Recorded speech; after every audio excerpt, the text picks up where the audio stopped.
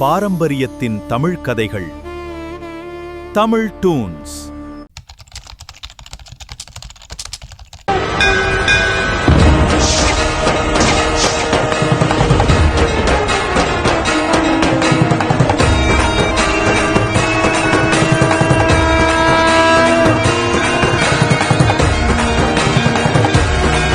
இது என்ன கிராமம்? இந்த கிராமத்துல ஒருத்தருமே இல்லை. இங்க ஏதாவது திருவிழா நடக்கும்னு நினைக்கிறேன். நான் பேசாம இந்த ஊர்லயே ஒரு ரெண்டுக்கு ஒரு வீடு எடுத்து தங்கணும். எங்க அண்ணி சொன்ன மாதிரி யார் கண்ணையும் படாம இந்த குழந்தைய வளர்ப்பேன். என்னோட நோக்கம் இந்த குழந்தைய வளர்க்கறது தான். அதை தவிர வேற எதுவும் இல்லை. என்ன ராத்திரி இவ்வளோ நேரம் ஆகுது, இன்னும் அப்ரிக்ஷாவை காணோம், அதுக்கப்புறம் ரோஹிணியையும் காணோம். அப்ரிக்ஷா போய் ரொம்ப நேரம் ஆகுதே ஹாஸ்பிட்டலுக்கு. ஒருவேளை அப்ரிக்ஷாவுக்கு குழந்தை பிறந்திருக்குமா? ஆனால் ரோஹிணி எங்க? எனக்கு வீட்டில் இருக்க என்னோட மண்டை குழம்புதே. ஒருவேளை ரெண்டு பேரும் ஓடி போயிட்டாங்களா? என்ன நடக்கு? சீக்கிரம் நான் அவங்கள போய் தேடி ஆகணும், இல்லைன்னா எனக்கு மண்டையே வெடிச்சிடும். ஒருவேளை அப்ரிக்ஷாக்கு ரோஹிணி உதவி செய்கிறாளா? நான் இதை சீக்கிரம் கண்டுபிடிச்சாகணும். நாகக்கண்ணி அப்ரிக்ஷா இறந்து போயிட்டாங்க. நாகக்கண்ணி அப்ரிக்ஷாவை காப்பாற்ற முடியாத இந்த நாக இளவரசி இருந்து எதுக்கு? நாகக்கண்ணியவே காப்பாற்ற முடியல, அப்ப எப்படி இந்த நாட்டை காப்பாத்துவேன்? எப்படி நாகலோகத்தை காப்பாத்துவேன்?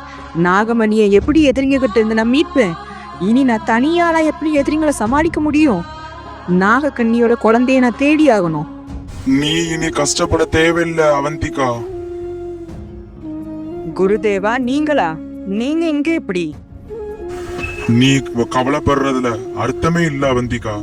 ஏன்னா நாகக்கண்ணி உயிரை எதிரிங்க எடுக்கல, அந்த சிவபெருமான் தான் எடுத்திருக்காரு. நீ தேவையில்லாம கவலைப்படுற.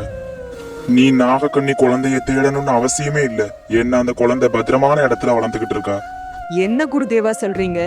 நாகக்கண்ணி குழந்தை பத்திரமா வளர்ந்துகிட்டு இருக்கா? ஆமா அவந்திகா, நீ கவலைப்பட தேவையில்ல. நாகக்கண்ணி அப்ரிக்ஷாவோட அண்ணி தான் அவங்க குழந்தைய வளர்க்கா. அது மட்டும் இல்லாம நீ இதை பத்தி கவலைப்பட தேவையில்ல. நீ உன்னோட பழிவாங்குதலையும் காதலையும் பற்றி தான் நீ நினைக்கணும். ஆமா குருதேவா, நான் இனி என்னோட வாழ்க்கையே பார்த்தாகணும், என்னோட பழிவாங்குதலையும் பார்த்தாகணும். என்னோட ராஜுக்கு நான் பழச ஞாபகப்படுத்துவேன். அது மட்டும் இல்லாம நானும் ராஜும் சேர்ந்து இந்த உலகத்துக்கு காப்பாத்துவோம். நான் இப்ப புறப்படுறேன் குருதேவா. சரி அவந்திகா, பார்த்து பத்திரமா போ.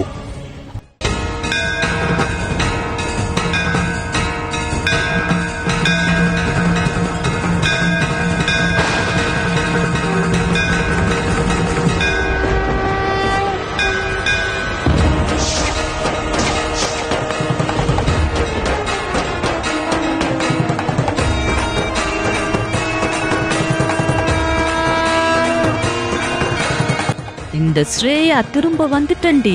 இந்த ஸ்ரேயாக்கு அழிவே கிடையாது. உங்களை எல்லாத்தையும் பழிவாங்கிறதுக்கு திரும்ப வந்துட்டேன்.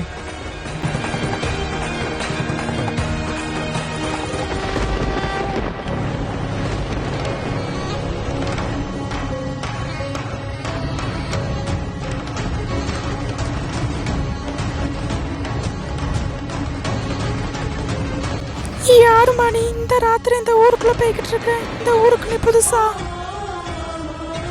ஆமா, நான் இந்த ஊருக்கு புதுசுதான். எனக்கு ரெண்டுக்கு வீடு தேவை, அதுக்கு தான் நான் வந்திருக்கேன். ரெண்டுக்கு வீடு தேவையா? அப்படின்னா நீ நேரா போய் ரைட் எடு, அங்க ஒரு வீடு இருக்கும், அங்க கேட்டு பாரு, ரெண்டுக்கு தருவாங்க. எனக்கு நீ ஒரு அட்ரஸ் சொல்லணும், சொல்ல முடியுமா?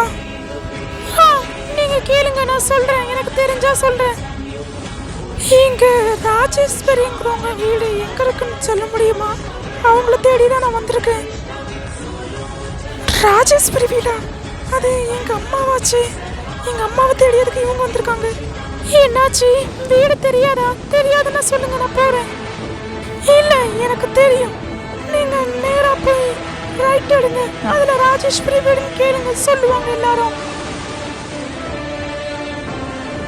சரிம்மா, தேங்க்ஸ், நான் போறேன். எங்க அம்மா அட்ரஸ கேட்டு இவங்க என்ன பண்ண போறாங்க? இவங்க யாரு முத?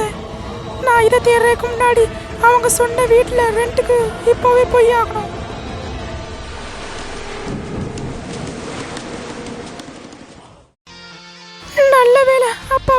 முன்னாடி நான் வீட்டுக்கு வந்துட்டேன்.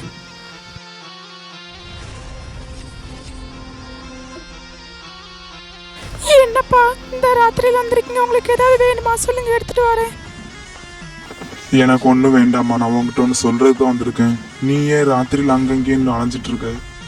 தூக்கம் வரலப்பா, அதை அலைஞ்சிட்டு இருக்கேன். என்ன விஷயம் சொல்லணும்ப்பா, சொல்லுங்க. நான் சொல்ல போறது உனக்கு எப்படி இருக்குமோன்னு எனக்கு தெரியலம்மா, ஆனா நான் இதை சொல்லிதான் ஆகணும். என்னோட தங்கச்சி பையன் மோகனை நீ கல்யாணம் பண்ணிக்கிடுவியாம்மா? அப்பா என்ன பேசுறீங்க? மோகனா? மோகன் எனக்கு எப்படி செட் ஆவான்? அவன் ஒரு ஆளு, அவனை போய் என்ன கல்யாணம் பண்ணிக்க சொல்றீங்க? ஏம்மா, மோகன் நல்ல பையன் தானே, அவனை கல்யாணம் பண்ணி கொண்டிதானம்மா? அப்பா மனசுக்கு பிடிக்காதவன் கூட எப்படி வாழ சொல்றீங்க? அவன் எனக்கு சுத்தமா பிடிக்கல. நீ சொல்றத வச்சு பார்த்தா நீ வேற யாரையோ கல்யாணம் பண்ண ஆசைப்படுறன்னு நினைக்கேன். ஆமாப்பா, நான் ஆப்பிரிக்கால நான் வேலை செஞ்ச கம்பெனில ராகுல்ன்ற ஒருத்தன் இருக்கான். என்னம்மா சொல்ற? ஆபீஸ்லயா? அவங்க வீட்டுக்கு தெரியுமாமா? தெரியாதுப்பா, அவன் இன்னும் அவங்க வீட்டுல சொல்லல. சொன்னதும் உங்கள்கிட்ட நான் சொல்றேன். சரிம்மா, நான் என் தங்கச்சிட்ட இந்த விஷயத்த சொல்றேன். நீ அவன் வீட்டுல சொன்னோன்னு இங்க சொல்லுமா என்கிட்ட. அப்பாவை நான் என்னைக்குமே இவ்வளவு சோகமா பார்த்ததில்ல. நான் என்னதான் இருந்தாலும் இதை அப்பா நான் சொல்லியிருக்க கூடாது. சீக்கிரம் என்னோட ராஜ்க்கு நான் பழசு ஞாபகப்படுத்துவேன். என்ன இது? அபிரிக்ஷாவை பார்க்க நான் போலாமா வேண்டாமா? என்னோட மக ரோஹிணியை வேற காணுமே. என்ன செய்ய நான் இப்போ? ஏதாவது நான் இப்ப பண்ணி ஆகணும். இருங்க வாரேன். நீயா? நீ எப்படி திரும்ப வந்த? எப்படி வந்த?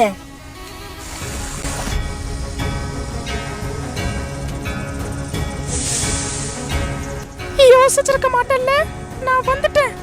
கவலைப்படாத யமுனா, இனி நம்ம தான் ஜெயிப்போம்.